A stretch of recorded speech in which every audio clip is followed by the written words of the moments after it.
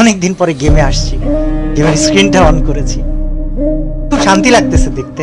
এবং একটা মজার বিষয় কি জানো, একটা সময় মনে হয় তো ভিউ পাইতেই হবে, একটা সময় মনে হয় তো টাকা কামাইতেই হবে, অনেক কিছু করতে হবে।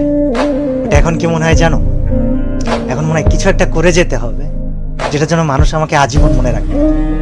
তো আগে অনেক কিছুতে ভয় পেতাম, আর এখন এখন জাস্ট একটা কথা বলি যে আগে ভয় পেতাম বা কাউকে থামাইতে হলে চিল্লা পাল্লা অনেক কিছু করতাম, এখন সবচেয়ে ধীর স্থির ভাবে, সবচেয়ে নরম কণ্ঠে, সবচাইতে ইফেক্টিভ কাজগুলা করে দেখাইতে চাই।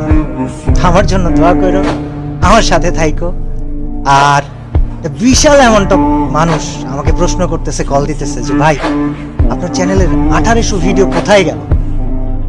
ওয়েল, কোথায় গেল কি হলো তোমাদেরকে বলবো না, তবে বিষয় হচ্ছে যে একটা পরিকল্পনা ছিল, আছে। আমার জন্য দোয়া করো যেন আমি পরিকল্পনাটা বাস্তবায়ন করতে পারি, এবং তোমরা আমাকে মনে রেখো আজীবন।